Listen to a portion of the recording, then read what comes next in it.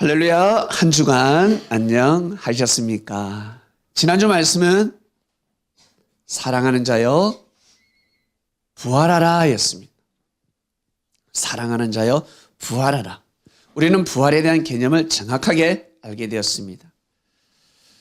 우리는 부활하는구나. 즉 죽지 않는다라는 뜻입니다. 이것을 불교에서는 환생이라고 합니다. 윤회라고 합니다. 자꾸 태어난다고 합니다. 다시 태어난다. 부자에게 권력자들에게 일침을 가했습니다.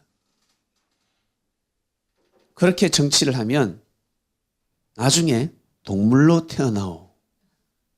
누가 이야기를 합니까?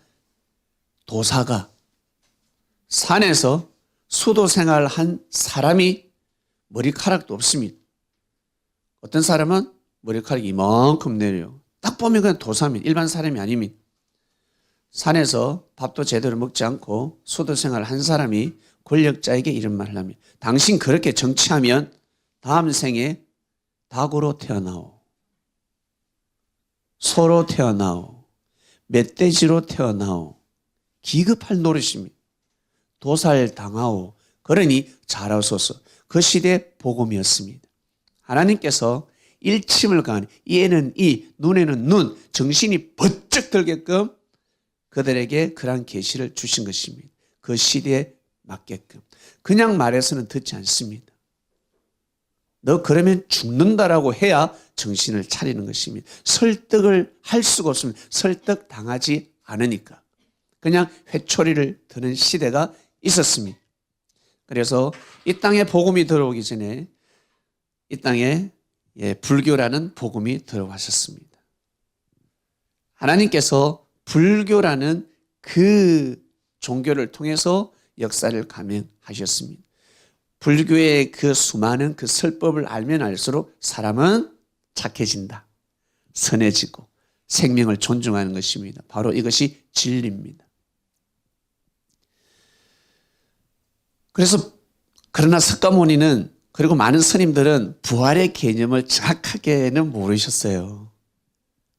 부활. 다음 생에 뭐가 중요합니까? 이 생이 중요하지. 그렇지 않습니까? 내일도 중요하지만 오늘이 더 중요하죠. 다음 생도 중요하지만 이 지금이 중요하단 말입니다. 지금 잘 살면 다음 생은 걱정할 필요가 없습니다. 다음 생을 걱정하는 사람들은 어떤 사람? 인생을 잘못 사는 사람들. 죄를 범하는 사람들. 내일을 염려하는 사람. 내일 시험 치는 사람은 내일 시험입니다. 공부 열심히 한 학생은 염려하지 않습니다. 그러나 공부하지 않는 학생은 늘 염려거립니다. 평소에 준비하고 예배하지 않았기 때문에 그와 같습니다. 우리 그리스도인들은 다음 생을 천국을 생각할 필요가 없습니다. 혼자서 기도할 때 한 번 정도 생각하고 꿈을 꿀 정도지. 하나님 저 천국 가게 해주세요. 저 천국 가고 싶습니다. 저 죄를 용서해 주시옵소서. 이 기도는 다 헛되고 헛된 기도입니다. 정확한 복음을 알면 하나님을 오해하지 않고 인생을 하루를 살더라도 잘 살 수 있다라는 것입니다. 우리는 지난주 부활에 대한 개념을 정확하게 알았습니다. 예수님은 돌아가시지 않았구나. 제자들에게 예수님이 나타나셨구나. 보여주셨구나. 그런데 모든 제자들이 볼 수가 없었습니다. 보는 자만이 볼 수가 있었습니다. 예수님이 살아생전에 계속 전하신 말씀은 썩어질 육을 위해서 살지 마라. 영을 위해서 살도록 하라. 항상 영적인 말씀을 하셨습니다. 보이지 않는 세계가 있다. 내 말을 들으라. 그래서 나는 십자가의 길을 간다. 죽음을 마다하지 않는다는 거예요.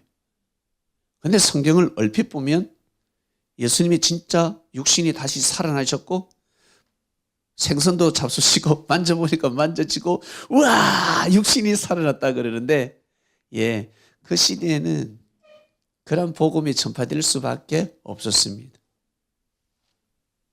이해를 하시길 바랍니다. 왜? 사람을 우상시하는 시대였고 사람을 신격하는 시대였습니다. 사람이 창조주가 되는 시대가 있었습니다.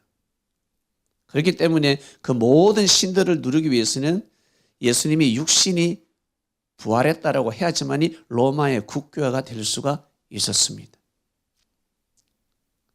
남들과 달라야 되는 것입니다. 우리 조상 할아버지 박혁거세는 아래에서 태어났습니다. 남들보다 달라야 합니다. 진짜 아래에서 태어났겠습니까? 예? 아니죠. 그처럼 예수님의 부활은 예수님이 제자들에게 몸을 보여주셨습니다. 봐, 내가 죽지 않는다. 내가 살아있다. 제자들이 예수님의 모습을 알 수가 없습니다. 달라요. 살아생전의 모습이 아닙니다. 다르죠. 영의 모습이니까. 속 사람이 있다는 것을 확실하게 보여주셨습니다. 천국은 있다. 내가 하나님의 아들이다. 천사들이 나를 보좌한다. 내가 그리스도 메시아가 맞다. 제자들에게 희망을 주셨습니다. 확실하게 보여줬습니다. 그래서 수많은 제자들이 예수님 따라서 십자가의 길을 걸어갈 수가 있었습니다. 할렐루야. 할렐루야. 이런 확신이 있어야 되는 것입니다. 그래서 부활은 예수님께서 영으로 오셨구나. 지금도 오셨어요.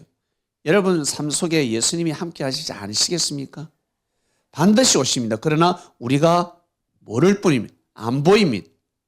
신령하지 않으면 예수님을 볼 수가 없습니다. 그래서 믿지 않고 살아간, 보지 않고 믿음으로 살아가는 것이 여러분 바로 신앙입니다.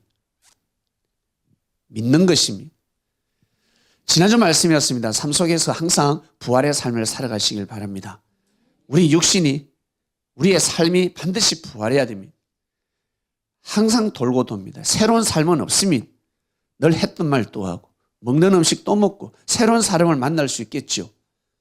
그러나 설레임은 잠시, 실망은 곧 들이닥칠 것입니다. 그 실망이 왔을 때, 그 슬픔과 아픔이 왔을 때, 시련이 왔을 때 여러분 부활하시길 바랍니다. 거듭나야 됩니다. 왜 자꾸 나에게 이러한 어려움이 올까? 왜 힘듦이 올까? 부활하라는 거예요. 거기서 나와라라는 것입니다. 좀 더 나은 사람이 되도록 하라라는 것입니다. 네, 꼭 삶 속에서 사도 바울 선생이 나는 날마다 부활한다 하였습니다. 그처럼 우리도 날마다 점진적으로 나아가는 삶을 살아야 될 것 같습니다. 지난주 말씀이었습니다. 오늘 말씀 내가 영을 전하노라입니다. 내가 영을 전하노라. 하나님께서 다윗에게 하신 말씀입니다. 다윗에게 내가 영을 전하노라.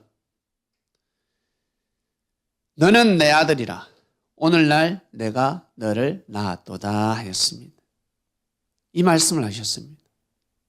여러분, 이 말씀 들으니까 어떻습니까? 가슴이 와닿습니까? 저는 전혀 와닿지 않습니다. 혹시 이 말씀이 가슴에 확 와닿으신 분 계세요? 없으실 겁니다. 왜? 아는 말씀이니까. 아는 말씀이고 그냥 주원님 가슴에 팍 와닿습니까? 안 와닿죠? 예, 나도 마찬가지. 이 구절은 팍 와닿지 않습니다. 그런데 다윗은 팍 와닿았을까요? 안 와닿았을까요? 하나님의 음성 자체가 가슴에 와닿았을 것이고 이 내용을 들었을 때 다윗은 아마 감격의 눈물을 흘렸을 것입니다. 이 말씀을 딱 받으면 영혼이 전율을 느끼는 것입니다. 하나님의 말씀을 받으면 전율을 느낍니다. 제가 이야기하니까 전율이 안 느껴지죠. 이 글을 보니까 전율이 안 느껴지죠. 그런데 누군가 헬기를 타고 헬기를 타고 와서 우리 동네 운동장에 탁 착륙을 합니다. 그러다만 어떤 한 사람이 여러분에게 와서 너는 내 아들이다. 늘 아버지 없이 산 어린아이가 있었습니다. 청년이 있었습니다. 아버지 없이 산 여자가 있었습니다. 그런데 아주 성공한 사람이, 돈 많은 사람이, 명예가 있는 사람이 와서 내 딸아, 너는 내 아들이다, 너는 내 딸이다 라고 그러면 어떤 느낌이 들겠습니까? 아마 가슴이 두근두근두근 할 겁니다. 그런데 지나가는 사람이, 노숙자 같은 사람이, 보기에 아주 허름한 사람이 나는 왜 아버지가 없지? 엄마가 없지? 하고 있는데 그런 사람이 우리에게 와서 너는 내 아들이다, 너는 내 딸이다 그러면 어떤 느낌이 들겠습니까? 완전히 다를 거예요. 감정은 그때그때마다 다릅니다. 하나님께서 다윗에게 이 말씀을 하신 이유가 있습니다. 아주 귀한 말씀입니다. 우리는 지금 당연시하지만 다윗 시대 때는 이 말씀은 엄청난 말씀입니다.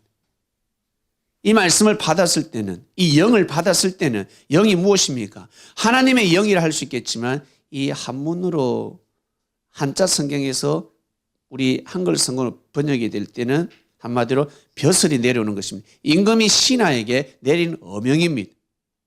책무입니다. 임무입니다. 사명입니다. 내가 영을 전하노라. 무엇을 주시려고 하십니까?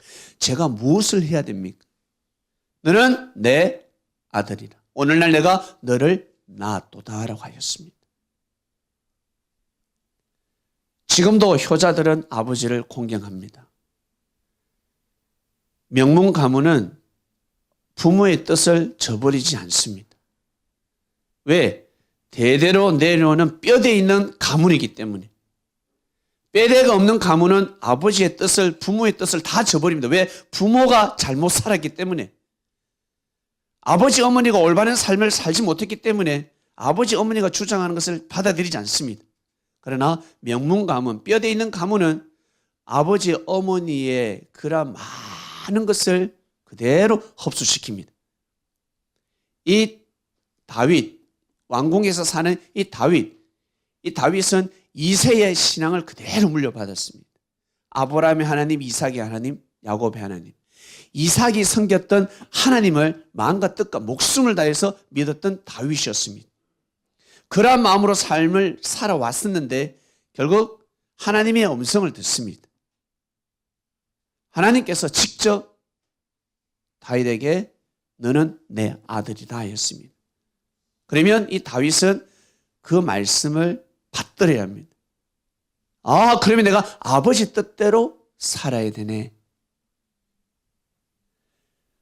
내 뜻도 중요하지만 아버지니까 아버지가 주시는 그 뜻이 있네. 하나님 아버지인데 하나님이 다윗에게 아들이라 해버렸습니다. 이것은 엄청난 복음입니다. 그리고 다윗은 분명 모세오경을 잘 알고 있었을 것입니다. 하나님께서 모세에게 뭐라고 하셨습니까? 이스라엘은 내 아들이라 하였습니다. 아들 중에서도 내 장자라 하였습니다. 지금도 장녀가 참 중요하지만 이 시대는 장남이 없으면 가정이 무너지는 시대였습니다. 막내나 차자는 조금 다쳐도 되지만 장남은 흠이 있으면 아니 됩니다. 모든 가정, 가문을 물려받아야 될 위치였기 때문에 부족해도 못나도 그것을 이어받아야 되기 때문에 장남이 너무나 중요한 시대였습니다. 그 이스라엘 백성들을 장자라고 표현했습니다. 하나님께서. 너희들은 장자다. 장자를 넣어달라고 하였습니다. 가서 이야기하면 알아듣는다. 그럴 때 모세가 나는 말을 잘 못합니다 라고 했습니다. 나는 말을 잘 못합니다. 그랬을 때 아론이 준비되어 있다 하였습니다. 말 잘하는 아론이 있지 않냐. 저 예배 드릴 때마다 제가 만약에 모세면 아론이 있어요. 저한테 노래 부를 때 우리 박근태 형제가 아론이에요. 박근태 형제가 마이크를 잡고 해야 제가 신나게 부를 수 있습니다. 자신 있게. 힘이 생겨서 저보다 더 잘 부르니까. 그런데 혼자 하면 뭔가 박자가 안 맞아. 잘 부르는 사람이 옆에 있을 땐 내가 잘 부르는 것 같은데 잘 부르는 사람이 없고 나 혼자 부르면 이상해. 근데 나보다 더 못 부른 사람을 같이 부른다 그러면 어떻게 되겠습니까? 이와 같습니다. 우리가 삶 속에서 살아갈 때 나의 장점이 있으면, 난 이게 장점이 있으면 저 친구는 내 장점이 저 친구의 단점이 될 수가 있습니다. 그러나 내가 가지지 못하는 나의 단점을 이 친구는 장점을 가지고 있습니다. 여러분 주의를 한번 보시길 바랍니다. 이것이 틀린 것이 아니라 아구가 딱 맞다는 것입니다. 그것이 바로 여러분 하나님께서 맺어주시는 바로 사명의 짝들입니다. 너무 안 맞아요. 인간적으로 생각하면 너무 안 맞아. 맞을 수가 없어. 물과 기름입니다. 물과 기름. 그러나 뜻을 위해서는, 사람이 살아가는 데 있어서는 물과 기름이 생명입니다. 반드시 필요합니다. 세 명이면 너무 좋죠. 물과 기름, 불. 이건 완전히 삼총사입니다. 역사를 쓸 수가 있습니다. 삼총사가 다 달라야 합니다. 한 명은 조금 무식해도 힘이 좋아야 되고 주먹이 좋아야 합니다. 다 각자 달라야 합니다. 여러분, 내가 보기에 형제가 단점인 것 같은데 그것이 곧 장점이 될 수 있습니다. 그래서 사람을 무시하면 죄가 됩니다. 비판은 할 수 있지만 악평을 하면 아니 됩니다. 악평하면 죄가 됩니다. 예수님께서 이런 말씀을 하셨습니다. 나를 비판하고 나를 욕해도 죄는 되지 않는데 성령을 거슬리면 죄사함을 받을 수 없다라고 하였습니다. 이게 도대체 무슨 뜻일까? 예수님을 비판해도, 예수님에 대해서 흠을 잡아도 죄사함은 받을 수 있지만, 죄가 되지 않지만, 성령을 거슬리면 죄사함을 받을 수 없다라고 하였습니다. 즉, 예수님이 용서하면 끝나는 일들이 있습니다. 예수님에 대해서 비판하는 일들. 예수님 왜 저렇게 하실까? 예수님 왜 저럴 때 왜 화를 내시지? 예수님 말씀, 예수님 저때 왜 저렇게 행동하실까? 예수님 그렇게 하시다 침을 왜 받으시지? 예수님에 대해서 흠을 잡을 수는 있습니다. 예수님 오늘 말씀이 왜 저렇게 길어? 내보다 돈 많은 자매가 오니까 내 안 쳐다보네. 어제까지 나한테 잘해주셨는데 예수님 왜 저러시지? 온갖 시험이 다 있었을 것입니다. 그것은 예수님께서 그냥 다 용서해 줄 수가 있습니다. 그것은 죄가 되지 않습니다. 그런데 생명을 살리는 일에, 하나님이 하시는 일은 생명을 살리는 일입니다. 그것을 못하게 하면 죄사함을 받을 수가 없습니다. 제일 무서운 겁니다. 생명을 살리는데 그것을 못하게 하면 끝난다는 거예요. 성령의 역사는 생명을 살리는 역사입니다. 성령을 거슬리는, 하나님이 하시는 일입니다. 하나님이 하시는 일은 생명을 살리는 일입니다. 사람을 구원하는 일입니다. 그것을 방해하면 죄사함을 받을 길이 없다라는 것입니다. 하나님이 하시는 일입니다.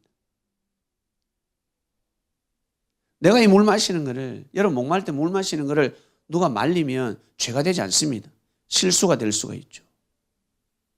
그러나 아픈 병자에게 물을 마셔서 살리게 해야 되는데 그걸 막으면 죄사함을 받을 수가 없습니다.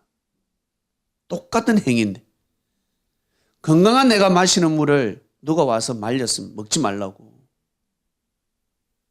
그건 죄가 될 수가 없어요. 그건 내가 용서하면 끝나는 겁니다. 괜찮아. 근데 환자가 지금 약을 먹어야 되는데 약을 못 먹게 하고 있습니다. 사탕 하나만 먹어도 살 수 있는데.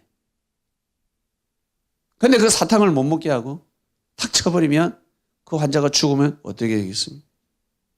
이거는 이 법을 피할 수가 없습니다. 그와 같다라는 것입니다. 그래서 여러분, 우리가 말씀을 알고 하나님을 믿는 것과 모르고 믿는 것은 참으로 큰 차이가 될 줄로 믿습니다. 그래서 우리가 예배를 드리는 것입니다. 혼자서 집에서 성경을 보는 것도 참 도움이 되겠지만 교회 와서 찬양을 하고 교회 와서 말씀을 들으면 보다 색다른 은혜를 입을 수가 있습니다. 그리고 교회 오기 전에 단장을 하지 않습니까? 이 시간 집에 혼자 있으면 아마 누추하게 있을 수도 있습니다. 우리 그리스도인들은 일요일 날 제일 멋지게 해야 됩니다. 제일 멋지게 단장해야 됩니다. 마치 애인 만나러 가는 것처럼, 연애할 때처럼 기존에 있는 옷, 새 옷을 사라는 것이 아니라 기존에 있는 옷, 저는 별로 옷이 없는데 체육복을 입어도 좋습니다. 깨끗하게 깔끔하게 준비하고 단장을 해서 예배를 와야 되는 것입니다. 하나님은 그 정성을 보시는 것입니다. 대충 오는 곳이 아닙니다. 왕이 거하는 곳입니다. 여러분, 청와대에 초대했습니다. 그냥 가시겠습니까? 그냥 갈 수가 없습니다. 왕의 혼인잔치입니다. 왕이 초대하는 것입니다. 왕이 있는데, 그래서 아주 깔끔하게, 몸도 깔끔하게, 마음도 깔끔하게, 예의도 갖추고, 그러니 그곳에서는 인상을 쓸 수도 없어요. 화가 나는 일이 있어도 인상을 쓸 수가 없습니다. 저는 화가 나는 일이 있으면 차 안에서 다 삭히고 옵니다. 기도하고 성전이기 때문에. 물론 더 나아가서 주님은 항상 그분의 그 왕은 항상 내 삶 속에 거하기 때문에 그곳에서 인상을 쓰지 말아야 되겠지만 나도 사람인지라. 우리는 사람이기 때문에 허물과 죄를 범할 수밖에 없습니다. 실수를 할 수밖에 없습니다. 그러나 보다 더 중요한 장소에 갈 때는 그 전에 모든 것을 훌훌 털고 아주 밝은 모습으로 와야 되는 것입니다. 이것이 바로 그리스도인들의 모습입니다. 하나님께서 다윗에게 내가 영을 전하노라 하였습니다. 그 영은 무엇이었습니까? 너는 내 아들이라. 오늘날 내가 너를 낳았도다. 아들이라는 거예요. 그러면 다윗은 이삭처럼 살아야 합니다. 이삭처럼 살아야 합니다. 순종의 삶을 살아야 합니다. 그런데 다윗이 아주 큰 실수를 합니다. 너무너무 큰 실수를 합니다. 하지 말아야 될 실수를 합니다. 한 여인에게 눈이 멀었습니다. 그 여인을 얻기 위해서 자기 부하를 죽였습니다. 자기 부하를 죽였습니다. 그 부하가 어떤 부하인 줄 아세요? 자기 부인이 다윗하고 동침을 해서 임신한 사실을 알고 있었습니다. 성경에는 기록되어 있지 않지만, 알았다라고 기록되어 있지 않지만 그건 모르겠어요? 예?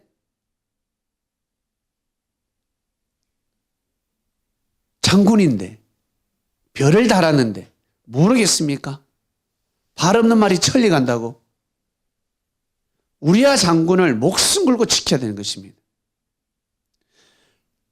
우리야 장군은 다윗의 허물을, 큰 죄를 덮어줬습니다. 집에 가서 자라 하였습니다. 너무너무 힘들지 집에 가서 술 한잔하고 마누라도 보고 처자식 보면서 가서 쉬어라고 했을 때 이 우리야 장군은 전하, 나의 동료들, 나의 부하들은 지금 전장터에서 전쟁을 하고 있습니다. 그런데 제가 어찌 배풀을 풀고 편하게 집에서 두 다리로 뻗고 잘 수가 있겠나이까? 라고 하면서 집으로 가지 않았습니다. 다윗은 이미 알고 있는 거예요. 이미 소문을 통해서 이 우리아 귀에 들어간 겁니다. 우리아는 자기 여인도 너무 중요하지만 다윗을 진짜 모시고 섬기는 신복이었습니다. 이러한 자가 죽으면 다윗은 천벌받는 겁니다. 이 말씀은 우리에게 그대로 투영이 됩니다. 내 자신의 허물을, 내 자신의 죄를 덮어주고 믿어주는 사람을 내 손으로 죽이면 그 사람에게 큰 상처를 주고 이간질시키고 그 사람과 인생을 끝내면 천벌받습니다. 그러면서 어떤 사람한테 잘해줘요? 나의 허물과 장점을 모르니까 잘해주지. 나의 장점과 허물을 모르니까 잘해주지. 이 사람이 장점이 많다 할지라도, 이 사람이 돈이 많고 명예가 있고 권력이 있다 할지라도, 이 사람이 나의 장점, 단점을 아는 순간 어때요? 바로 등 돌릴 사람입니다. 그런 사람에게 왜 고개를 조아립니까? 그냥 예의를 갖추면 되지 왜 90도로 인사합니까? 부족하고 미약하고 허물이 많고 나약한 것 같지만 나의 죄와 허물을 덮어주고 하나님의 뜻이 일어나면 좋겠다라고 기대주는 사람에게 고개를 90도로 숙여야 되지 않겠습니까? 다윗이 그걸 못한 겁니다. 다윗이. 그래서 압살롬이라는 이 아들이 쿠데타를 일으킨 거예요. 우리아 장군이 있었으면 절대 그럴 수 없습니다. 우리아 장군은 마음과 뜻과 목숨을 다해서 다윗에게 충성하는 자였습니다. 다윗이라 그러면 장군의 왕의 어명이라 그러면 죽으라 그러면 눈을 감는 자였어요.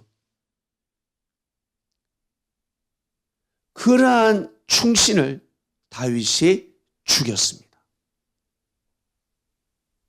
우리아 장군이 진짜 몰랐을 것 같아요. 알아요. 여러분들 삶 속에 어때요? 다 알잖아. 그 우리아 장군 집에 종들이 얼마나 많은데, 예? 삽살개가 있지 않겠습니까? 예? 말하지 마. 모른 척 해야 돼. 그것까지 이야기도 하는 사람이 있습니다. 그것까지 쫙 번져간다고. 아마 이스라엘 도착하기 전에 그 전장터에서 이미 전보를 받았을 것입니다. 장군.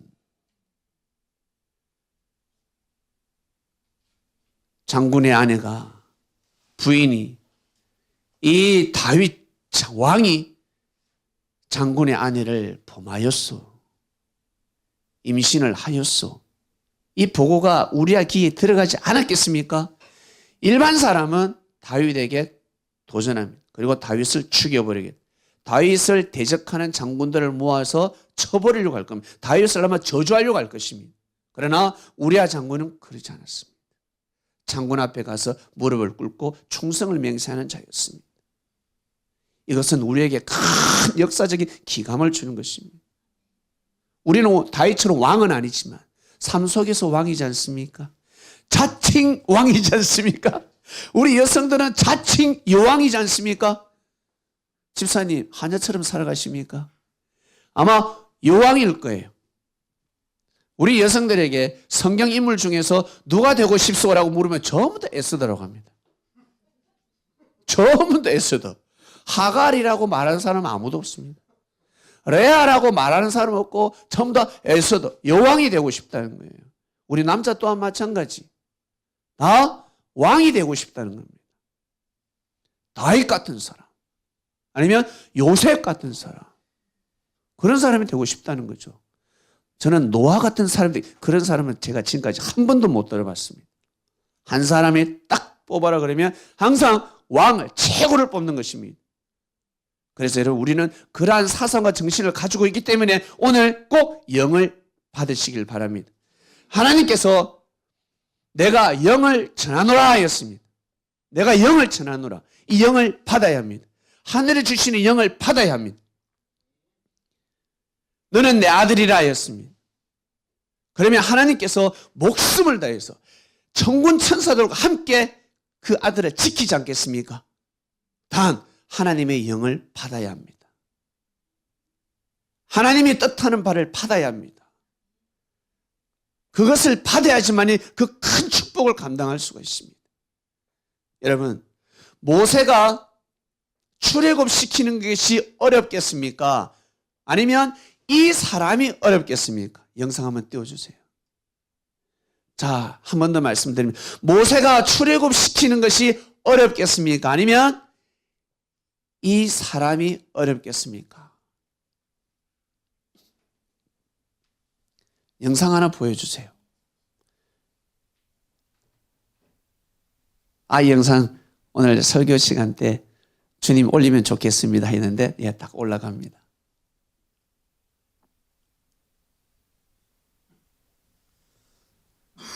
민정양이 저에게 아침에 갑자기 보내와가지고 음성 나옵니까? 재미나는 겁니다. 턱걸이에요, 턱걸이. 턱걸이 자세를 보여줍니다. 처음으로 해주세요. 평범한 한국인이 챔피언 2명을 상대로 턱걸이 대회를 시작합니다. 관중들은 챔피언들 간의 싸움이 될 것이라고 확신했죠. 하지만 남들은 말 그대로 이 한국 챔피언. 그는 쇄골까지 걸어버리는 엄청난 자세를 보여줍니다.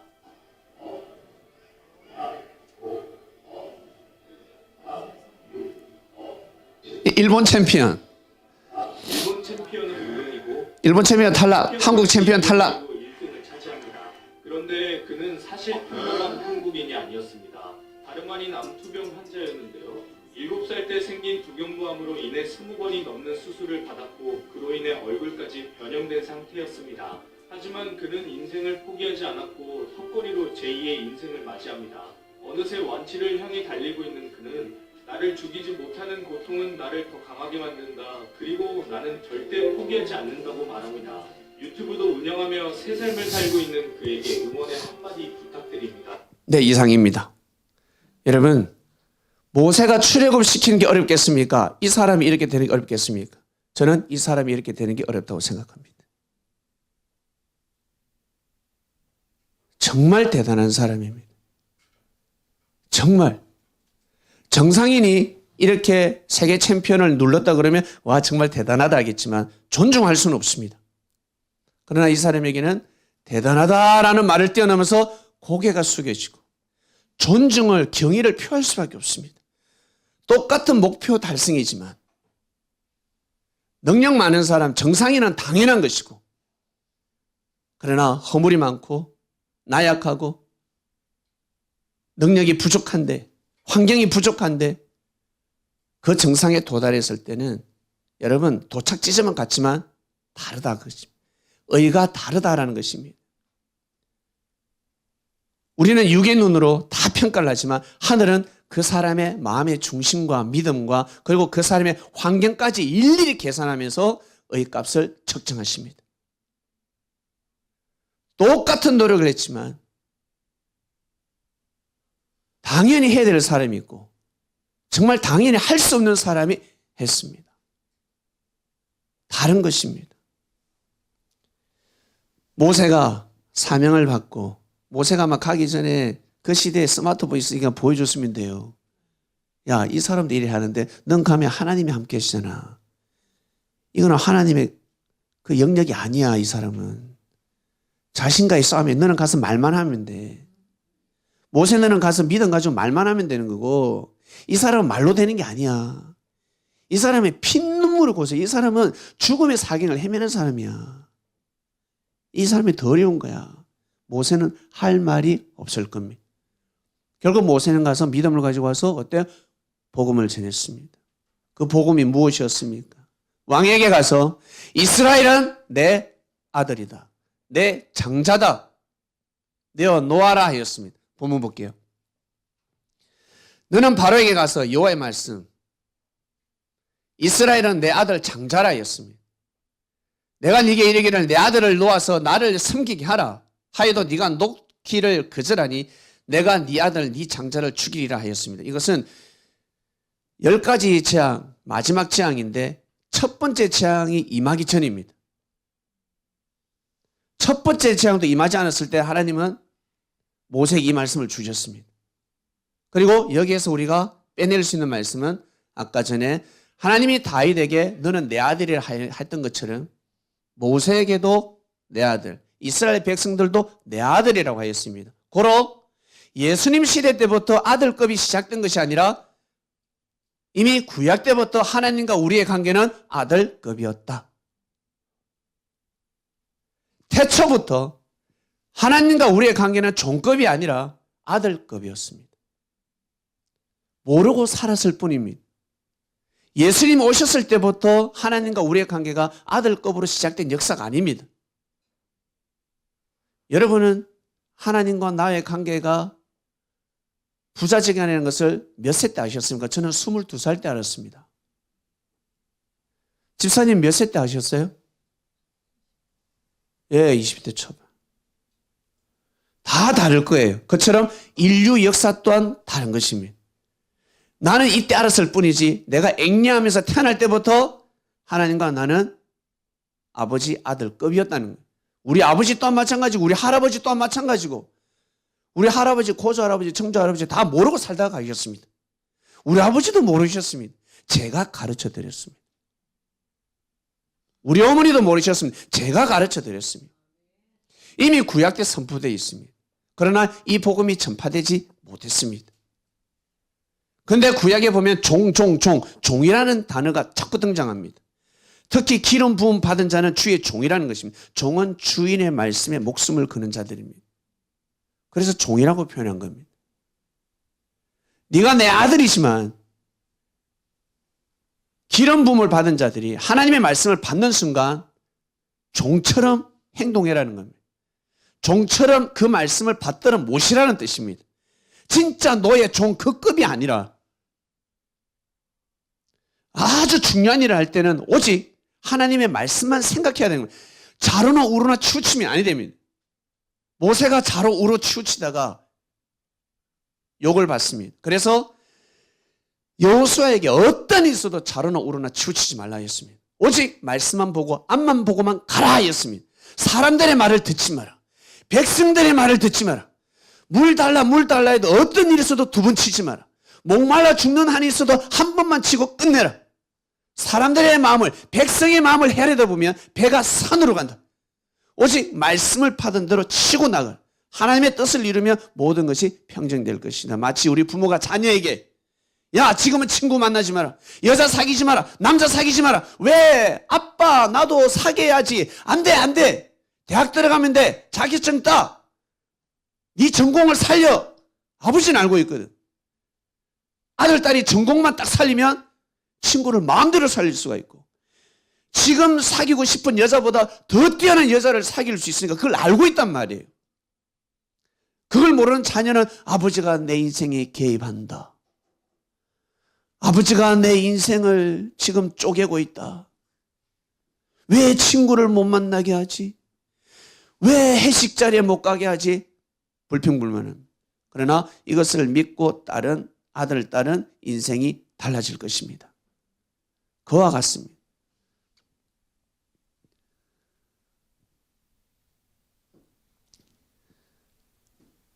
결국 하나님과 우리의 관계는 구약 때부터 태초부터 아담과 하와 때부터 아들이었습니다. 딸이었습니다. 그 증거는 여러분 창세기를 잘 보시면 하나님께서 천지 만물을 창조하시고 나서 우리 인간들에게 만물의 영장이라는 축복을 주셨습니다. 모든 만물을 다 다스리라 했습니다. 한마디로 네가 주인이라는 거예요. 머슴에게는 주지 않습니다. 종에게는 주지 않습니다. 아들, 딸에게 주지. 아들, 딸에게 모든 것을 아버지가 만들어 놓은 일구어 놓은 모든 것을 아들에게 주지 자녀에게 주지 남에게 주지 않습니다. 그와 같습니다. 하나님께서 천지를 창조하시고 이 모든 만물을 우리 사람에게 주신 것은 우리가 바로 아들급이기 때문에 그렇습니다.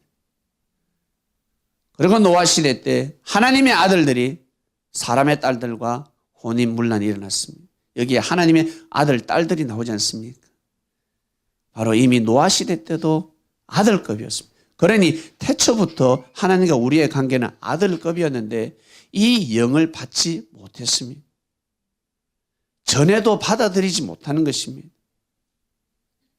예수님 시대 때부터 본격적으로 전파되었습니다. 그러나 예수님의 말씀이 역사가 그냥 남아있을 뿐이지 복음이 전파되었습니까? 정말 그리스도인들에게 복음이 전파되었습니까? 많은 사람들에게 예수님이 하나님의 아들이라는 걸, 하나님의 아들이라는 건 알았지만 정말 하나님의 아들이면 그 말씀을 모시고 섬겨야 되는데 그러지 못했습니다. 많은 사람들이 다 하나님의 아들을 했는데 아들을 다 종으로 삼고 노예로 삼고 다 죽였잖아요. 그리스도 국가인 저 미국 또한 노예 해방이 여러분 1000년이 지났습니다. 1000몇백 년이 지난 후에 노예가 노예 해방이 되었습니다. 유럽 마찬가지. 못 받아들이는 겁니다. 사람은 하나님의 아들이라는 것을 못 받아들이는 겁니다. 여러분은 받아들이십니까? 주위의 사람들이 하나님의 아들, 딸이라는 것을 받아들이십니까? 지식으로만 알고 계실 것입니다. 너무 멀리 보지 마시고 여러분 주위에 만나서 지내는 사람들, 여러분 중앙권에 있는 사람들 저 멀리 보지 마시고 늘 만나는 사람들, 특히 우리 밤이교회에서 예배드리는 사람들 하나님의 아들, 딸이라 생각하시고 여러분 정말 마음을 잘 잡수시길 바랍니다. 아, 하나님의 아들, 딸이구나. 저도 결혼을 했지만 제가 젊었을 때 일찍 결혼을 했습니다. 그러다 보니 부딪히는 것도 있었겠죠. 그때마다 나의 부인이지만 내 여자인 것 같지만 내 여자가 아니다. 내 아내가 아니다라고 생각했습니다. 하나님의 딸이다라고 생각했습니다. 하나님 거다는 거예요. 내 것이 아니라 하나님 거구나. 하늘의 것이구나. 그러면 생각이 싹 돌아갑니다. 이 좁은 마음이 조금 더 넓어지더라 입니다. 우리가 오늘은 영을 받는 주간입니다. 하나님께서 다윗에게 내가 영을 전하노라 했습니다. 너는 내 아들이라. 여러분 우리는 하나님의 아들, 딸들입니다. 그러니 우리가 얼마나 소중합니까? 우리 한 사람이 얼마나 소중합니까? 형제들은 우리를 소중하게 생각지 않을 수가 있습니다. 형제들의 말의 분위기에 절대 귀를 기울이지 마시고 나와 하나님과의 1대1입니다. 주님이 나한테 말씀하셨으니 내가 그렇게 살자. 그렇게 살아가보자. 불가능을 가능케 할 수 있습니다. 조금 전에 턱걸이를 봤습니다. 할 말이 없습니다. 저는 턱걸이 10개밖에 못합니다. 원래 3개밖에 못했는데 하다 보니까 지금 10개, 많이 할 때는 15개를 했는데 지금 10개 정도 합니다. 턱걸이가 얼마나 어려운데. 와, 이 영상을 보니 고개가 그냥 절로 숙여집니다. 정말 대단하다. 오늘 말씀입니다, 여러분. 내가 영을 전하노라입니다. 모세가 바로에게 가서 영을 전했을 때 바로 왕은 받아들이지 못했습니다. 이스라엘 백성들도 제대로 받아들이지 못했습니다. 하나님의 뜻길을 가는데 왜 이렇게 어려움이 많을까? 하나님을 믿는데 왜 자꾸 화가 생길까? 화가 없는 것 같지만 반드시 화가 있습니다. 웃지만 미소를 짓지만 반드시 화가 있을 것입니다. 어려움이 반드시 있습니다. 왜? 역사가 그렇습니다. 잘 되는 사람 치고 훌륭한 사람 치고 기쁨보다 고난이 더 많습니다. 그 고난을 즐거움으로 바꿀 뿐입니다. 운동을 즐기는 사람들 즐겁게 하지요. 그러나 운동을 하면 할수록 땀을 많이 흘려야 됩니다. 근육이 찢어지는 고통, 다리에 지가 나는 고통도 느껴야 합니다. 평소에 걸어다니는 사람은 느낄 수 없는 고통들입니다. 운동을 하는 사람만이 알 수가 있습니다. 내 몸에 근력을 키워야 되겠다. 그러면 얼마나 노력해야 되는 줄 아세요? 그게 기쁘지만 그 기쁨 속에 고통이 있어요. 괴로워요. 그 사점을 넘어야 합니다. 그러면 몸에 근육이 생기는 것입니다.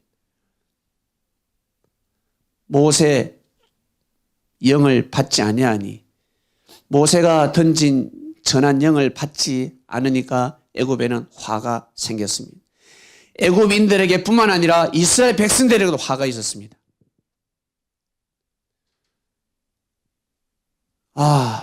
출애굽해야 된대. 내가 어떻게 하다가 애굽인의 것이 돈 빌려줬는데 한 달 뒤에 돈 받기로 했는데 계약서에 적혀 있는데 그래서 이야기를 하면 야 친구야 내일 빌려준 돈 줘. 왜? 나 일단 줘. 아니 나 한 달 뒤에 줄 거야. 내가 고생해서 벌은 돈을 빌려달라 해서 빌려줬는데 한 달 뒤에 받아야 하는데 내일 출애굽해야 되네. 마음이 어떻겠습니까? 많은 사연들이 있을 것입니다. 많은 사연. 그리고 애굽인이라고 사랑에 빠졌습니다. 너무너무 사랑하는 사이입니다. 그런데 이제 헤어져야 돼요. 가슴이 미어지는 것입니다. 사업차. 어떤 사람은 바로 왕의 라인을 타가지고 장사를 잘하고 거부가 되기도 하고, 명예를 얻고 나름 라인을 타고 열심히 살아가고 있는데 그거 다 버리고 출급해야 되는데 그런 사람이 찬성하겠습니까? 반대하겠습니까? 통일이 되면 내가 하는 일이 내 회사가 무너진다 그러면 그 사람은 아마 남북 통일 반대할 가능성이 많습니다.